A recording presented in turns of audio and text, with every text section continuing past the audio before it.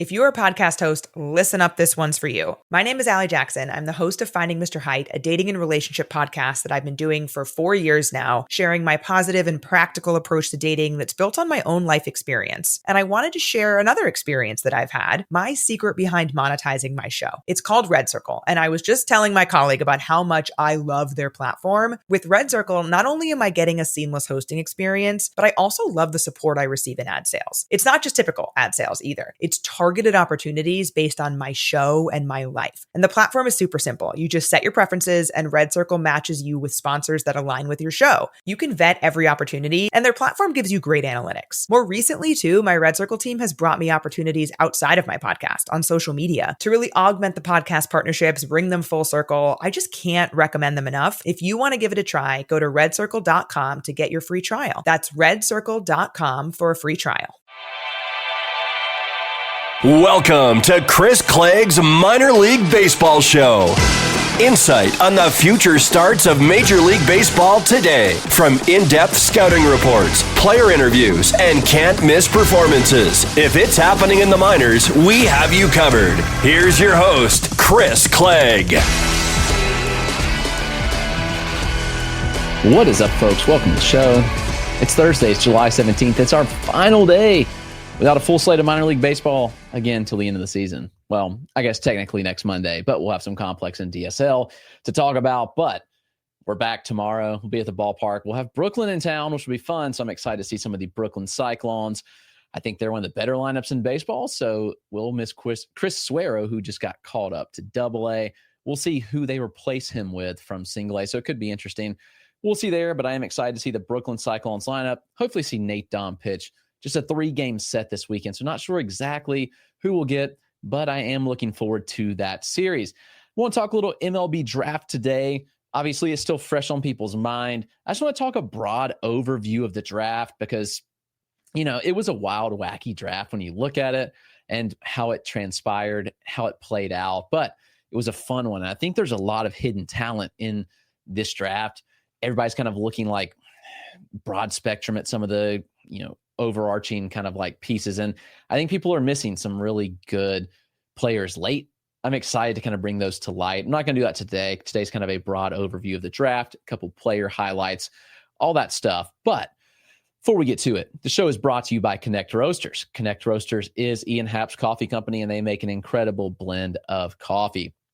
Connect Roasters offers a wide variety of different blends, but you can get the Gold Glove blend, buy one, get one 50% off by using the code Dynasty Dugout at checkout. Also, go check out their canned cold brews. When I tell you they are just incredibly smooth, I'm not lying to you. I think that's an incredible, incredible cup. And that canned cold brew is good.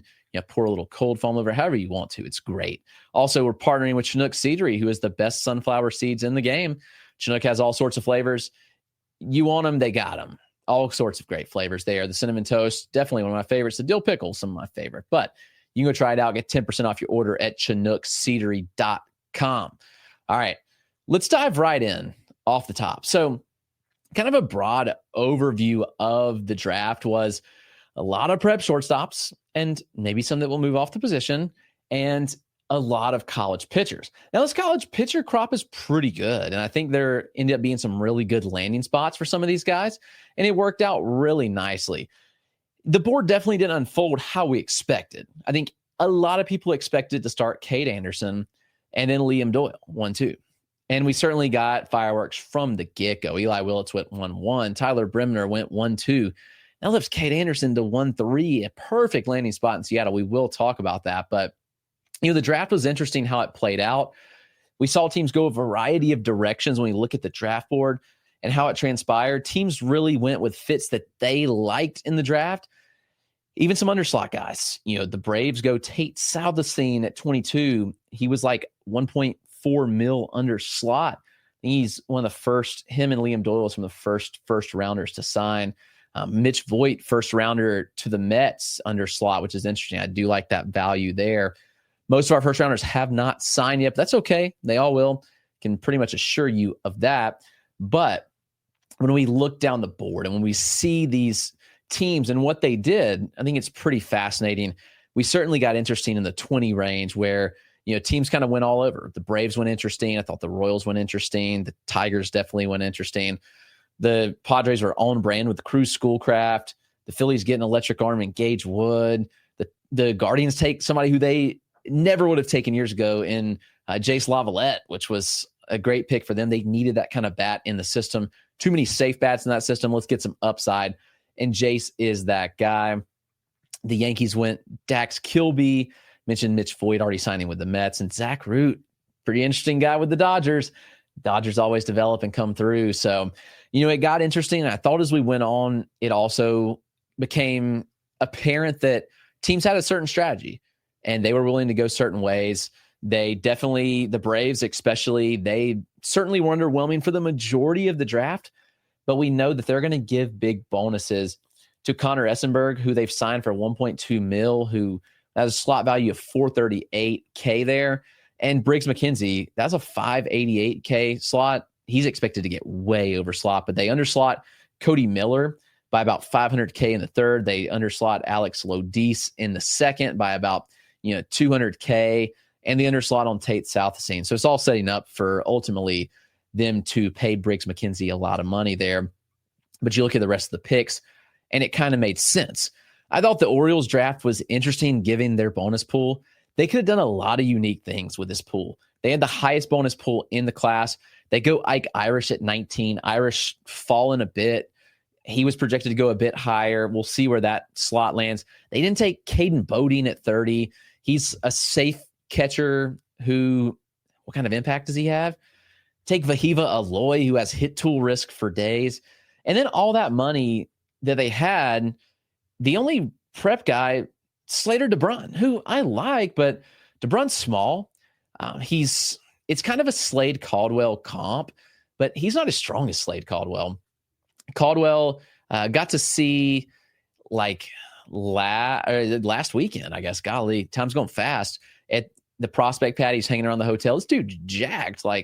He's a really strong frame. I know he's shorter, but I would say DeBrun is shorter than Slade Caldwell and definitely not as strong. So, it's a fascinating profile where they had all this money, and it honestly feels like they came away with nothing to show for it. They did take Cole Johnson in the 18th round. It was the only other high school. They took Jaden Loray in the 5th. So there's a couple high school guys, and then they have some JUCO guys as well. But ultimately, it was kind of surprising what the Orioles did with that bonus. You look at it and you're like, yeah, there's a lot of good opportunity. And I'm not saying they squandered it, but ultimately, outside the college guys, kind of okay, I like DeBrun fine. I thought DeBrun went where he was projected to go, in my opinion. I know some are really high on Slater DeBrun, not quite there on him. And then we'll see if they can sign a Cole Johnson later in the 18th. Thought that was kind of interesting. I love what the Athletics did from a broad overview standpoint. I mean, Jamie Arnold, the Athletics have shown us time and time again, they can draft well. And they take the best available on the board always. They took Jamie Arnold in 11. I love the Devin Taylor pick at 48. Gavin Turley gives you a lot of upside at 110. Zane Taylor's interesting. Grant Richardson's interesting. You go down the board a little bit, and they took some guys that I thought were pretty fascinating as well. A Jay Dill in the 18th, interesting. Jackson Phipps in the 16th, could be interesting. There's just some guys that I really liked what the Athletics did, from a broad overview perspective. And it looked like they kind of came out pretty well with what they were doing. And certainly there was a lot of value to be had there. There's some other teams that I thought had really good drafts. I mean, the Dodgers, considering they didn't pick until 40, I thought came out like bandits. I mean, to get Zach Root, to get Charles Davalon, hope I'm pronouncing that right. I mean, two Arkansas guys, and then Cam Leiter, if Cam Leiter was healthy, and I know he's not, which is why he went 65. If Cam Leiter was healthy, this might be someone that ended up going in the first round, one of the highest college arms taken. And then they go and get, I'm a butcher, their third round picks named Landon Vidoric. Hopefully I'm saying that right. But Cincinnati outfielder is interesting, but their prep players they took in the 4th and the 6th, I'm highly fascinated with. Aiden West, a shortstop prospect at 6'2", 205, really strong, left-handed swing, a lot of bat speed, a lot of pop, really good athlete. And then Mason Lagenza in the 6th. Lagenza looks like another Brendan Tunick to me, where Lagenza is like tall, he's got power, he's got some speed, good athlete. There's hit tool questions, but if it clicks, like awesome. They take a Jack O'Connor in the 8th, who, yes, like he's been hurt. He was just out of the bullpen in 2025 because his elbow, but man, this kid had shown flashes at some points. Like he was very hyped at points, and they get him, which was awesome. I know Logan Lunsford of Wake Forest is small, low probability starter at 5'10", but man, this kid has strong traits. Sam Horn, this will be interesting in the 17th. Like this kid might start quarterback for Missouri this year. Like he might be the starting quarterback in the SEC. So I'll be really fascinated if they sign him or if he goes back to Mizzou. This kid's got a really good arm. I'm talking like 95 on the fastball, 90 up to 98. It's a decent slider. He throws a sweeper, mid-age changeup, pretty good extension, 6'4" athlete. If the Dodgers sign him in the 17th, then they've really killed this draft. So broad overview, like I really liked what the Dodgers did. I thought the Nationals were phenomenal. I mean, assuming they're going to sign all these guys, because you look at their 6th through 10th round picks, and they signed those picks 6th through 10th round for a combined $85,000. So there's some big savings there, and they're going to use it. They're going to have to use it on these guys because they took Eli Willits 1-1. I'm sure he's going to get underslot, 11 mil bonus, but Ethan Petrie in the 2nd. I mean, for all the things people have said about Ethan Petrie, it's some of the best power in the college class. He improved his contact rate substantially this year. The approach can play. Petrie stuck in the corner outfield. I know people like he's a first base only, and he might be 6'4", 235, but this kid can swing it. And they take Landon Harmon, a right-handed arm that I loved. I love Landon Harmon. Harmon in the 3rd, 6'5", prep righty, really big stuff. Miguel Syme Jr. in the 4th. This kid's like up to 100. He's electric. LSU commit, 6'4", 235. I mean, there's bullpen questions, there's command questions, but if they rein it in, Miguel Syme Jr., phenomenal pick. And Coy James in the 5th. Like this kid was talked about in the 2nd round, like really good traits with Coy James, really good feel to hit. Yes, he did kind of take a step back from where he was valued like a year ago, but potential like 20 home run pop. He's got average speed. You know, we'll see if he sticks it short. It'll be interesting. He's a little smaller, 6', 185, but this is a good pick in my opinion. They'll sign him for sure. We'll be curious to see if I'm just doubting they sign Mason Pike in the 19th. He is a prep righty out of Washington. I'm guessing that we see him go to school. He's committed to Oregon State. That would be my guess there. But interesting arm. And Ben Moore, a lefty out of Old Dominion. Probably one of my favorite picks of theirs from the 11th through 20th round outside of Pike, who doubting they sign. He's a good arm as well. So from a broad overview, those are some teams that had really good drafts. And it'll be really interesting to see how these play out. Let's take a quick break. I want to talk a couple of the top picks, and we'll get out of here tomorrow. We'll come back with some draft sleepers and more, and then they'll be at the ballpark tomorrow night, guys. Can't wait for that. So let's take a quick break, and I'll be right back with it, talking about some of the top picks. All right, we're back at it. Eli Willits went 1-1. This video from Baseball America did a tremendous job. A lot of respect for all of those guys. Hung out with them this past weekend. Really good dudes. So shout out to them for the video here of Eli Willits. Man, Willits is a fascinating prospect. When you look at him, it's like, okay, yeah, maybe he's a bit smaller. We'll play that again for you. This is a lefty bat with a good hit tool, a really good feel for velocity and spin. Willits does a lot of things well. He's presently a plus runner. The question's with the impact, guys, and I understand that. Kind of betting on some impact coming. We'll see what kind of impact Willits does get to. I think that's the biggest question in the profile. But if it comes, like I've comped this guy to like a Kevin McGonigal. Maybe he doesn't get to that kind of power. That would be okay. He's a better runner. He has that kind of feel to hit, and he's a little bit taller. So the numbers on Eli Willits on the prep side or the showcase side of things were fantastic. He was 17 and a half years old. Very simple operation in the box. So when you look at like an Eli Willits, it's a lot to like in that profile. very simple operation, small stride, quick hands, just explosive through the zone. Maybe I'm a little high on him, but I think that at 1-1, it completely made sense why the Nationals went this way. So we'll see. I think we have to see how the power plays out. But if it does come, then Willits is going to be a stud. I think he could be a consistent 20-20 type with really good batting average. And yes, I understand that there's guys in this class that could be superstars, but I'll take the safety of Willits here. I really like the pick a lot. You know, when we look at the Angels made a crazy play to get Tyler Bremner, and maybe it's not crazy. I'll say they surprised taking Tyler Bremner at 1-2. I mean, when you look at Bremner, he entered the season with Jamie Arnold, and they were like probably the consensus top 2 prep or say college draftees pitchers in the class. And you just watch some of these highlights. You watch those. That changeup's disgusting. The fastball will play. I think that he made some improvements on the fastball down the stretch, and we saw Bremner like really take those steps forward. You know, you look at the surface ERA, he had some rough starts to begin the season, and walks were an issue at times. But Bremner, I think the stuff could play. I think that it'll be fast track to the majors. Obviously, the landing spot in Los Angeles, don't love just given the development track record, but he probably gets to the majors as fast as any other player in this draft class, which you like to see if you're playing fantasy baseball. That's obviously great. And then Bremner, with the improved fastball, like he was sitting mid-90s consistently, 18 to 20 inches of vert, 15 inches of arm side. Like you're going to watch, like if you watch these, he's good at creating the east-west movement. And so from a 5'9" release height, it's fairly short extension, but the stuff is there from Bremner. That changeup's disgusting. There's some breaking balls there, but that changeup, that thing just an airbender, and it's probably the best changeup in the class. So we have to talk about that from that standpoint. Like 20 inches of fade, it falls out of the sky.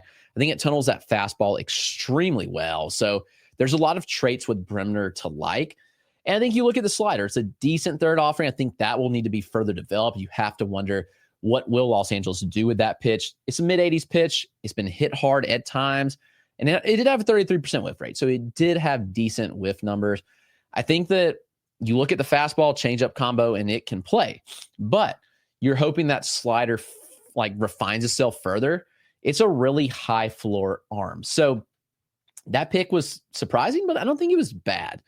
Kade Anderson, however, I think there's an argument for Kade Anderson to be the top player taken in FYPDs.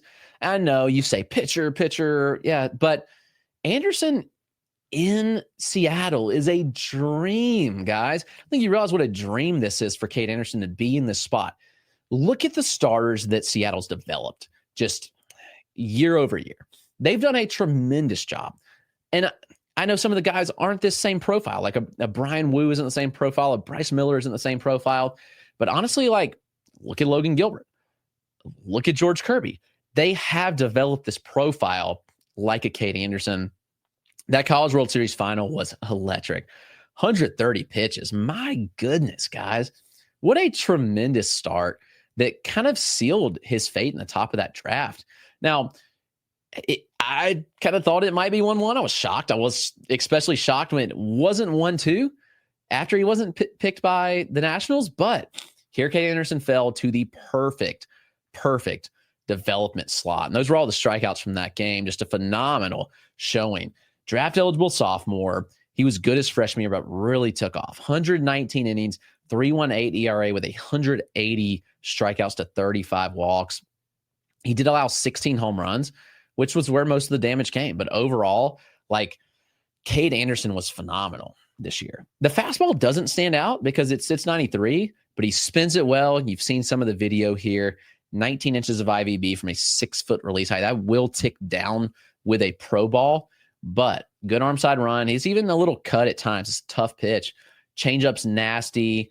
It's 50% whiff rate this season, 12 to 15 inches of fade there on that pitch. He gets chased out of the zone. He gets end zone whiffs, like just all the things. So, I mean, when you look at Kade Anderson, it's kind of the sum of the parts with like 4 above average offerings that might be better.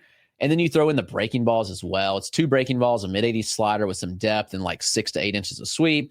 And then it's a curveball with like negative 15 IVB and 10 inches of sweeping action. So Kade Anderson just does it all, guys. And when you look at the like larger profile, it's the pitchability, it's the sum of the parts, it's the command. Those things in Seattle, I just think are going to play so well. And you have to love that he could be pushed quickly and not be phased. I really expect Anderson to just move fast. I think he's in that rotation pretty soon in 2026. And it's just really, really good stuff. So that was the third overall pick. The most popular, we knew it type pick was definitely going to be Ethan Holliday. I mean, it's getting hit for power. He's got the bloodlines in Colorado. This video's from Prep Baseball at Oklahoma. For credit to them for the video there. I mean, this kid just swings it, and he can hit for power. Holliday was the top player for a lot of people in this draft, which for me he wasn't, and that's okay. I don't hate Ethan Holliday by any means. Actually, I love Ethan Holliday. I love him. He's a great person. He really is just a solid dude and a great baseball player. I have questions. I'm going to be honest with my mouth. I have questions about the profile. If you look at the swing, like, there's definitely some resemblance of Dad and Jackson in there, for being honest. It's a power stroke for days.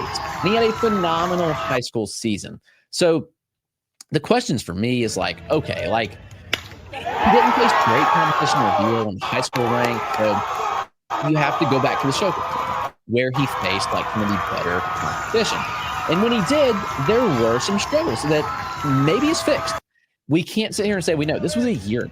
And yes, the high school numbers were great, but the competition was great. So when you look in the end zone contact rate, just above 70% in the showcase, he struggled with velocity, he struggled to pull fastballs. Like, I think there's question marks. And so were there gains there in his senior year? It's possible. I mean, if he struggles against velocity, then there's concerns in the absolutely. But I do think that if it clicks, like, Holliday could be a 30 home run back. No denying that. I mean, it's power for days. He's in Coors Field where, I mean, it's going to play up. Like, his batting average is going to be boosted by Coors. So maybe the 30 hit tool improves, just given the fact that he's playing in Coors Field. But it could come with a 230 batting average. I think Holliday's a major leaguer. No doubt about it. I'm not saying you shouldn't pick him in the first round, but that's just kind of where I am on Ethan Holliday. And then Liam Doyle. Liam Doyle went 5th to the Cardinals, which actually a great play. I mean, this dude's electric. Just watch that video. Like, absolutely electric. This was just a fastball that he jammed up in the 7th inning. I think it was up to, 99? Just like absurd velocity from Liam Doyle. Just, 99 running up in the 7th inning there. I think Doyle had the singular best fastball in the draft class. It'll be interesting because you look at the Cardinals mold and it's kind of not him with the fastball shape. So what do they do with the fastball shape? We'll see there. But Liam Doyle, it was 3 schools. It was Coastal Carolina, it was Ole Miss, and then Tennessee. But the dude just got better. Like, that's all he did. He got better and better. He struck out 164 batters in 95 innings this year, walked 32, a 34.3% strikeout minus walk rate. This fastball, he did use 65% of the time, so that's something to note. He did have a 40% whiff rate on it, which is elite. Set 96, 19 inches of vert from a 5'9" release height, 12 inches of horizontal movement. So, while there are, maybe questions about the fastball usage, like, I look at this profile, he does have a nasty split. It's an 86 miles an hour, 10 inches of arm side, late depth to it. You love that pitch. I mean, it paired with the fastball to give him 2 pitches with 40% whiff rates. He threw a cutter type shape at 87, inconsistent slider, sweeper-esque in the low 80s, 10 inches of sweep, good depth. So, yes, the floor might be a reliever. He might be a really good reliever at that, but there is upside. There's shades of Garrett Crochet here and how, it took time for Crochet to develop. Obviously, he went to the bullpen immediately in Chicago after being drafted. He also was hurt, missed time, but now look at Garrett Crochet, one of the best starters in the game. So Liam Doyle could become that, but we'll see what it becomes. Those are the top 5 picks, guys. Tomorrow we'll be back. We'll talk some more draft because that's on everybody's mind. That's a lot of fun. But thanks for tuning in. Tomorrow we'll talk some draft sleepers, some guys I like for FYPD.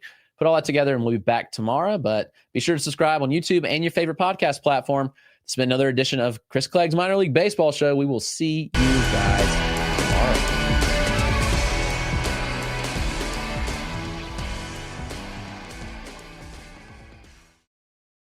If you're a podcast host, listen up, this one's for you. My name is Eli Jackson. I'm the host of Finding Mr. Height, a dating and relationship podcast that I've been doing for 4 years now, sharing my positive and practical approach to dating that's built on my own life experience. And I wanted to share another experience that I've had, my secret behind monetizing my show. It's called Red Circle, and I was just telling my colleague about how much I love their platform. With Red Circle, not only am I getting a seamless hosting experience, but I also love the support I receive in ad sales. It's not just typical ad sales either. It's targeted opportunities based on my show and my life. And the platform is super simple. You just set your preferences and Red Circle matches you with sponsors that align with your show. You can vet every opportunity and their platform gives you great analytics. More recently too, my Red Circle team has brought me opportunities outside of my podcast on social media to really augment the podcast partnerships, bring them full circle. I just can't recommend them enough. If you want to give it a try, go to redcircle.com to get your free trial. That's redcircle.com for a free trial.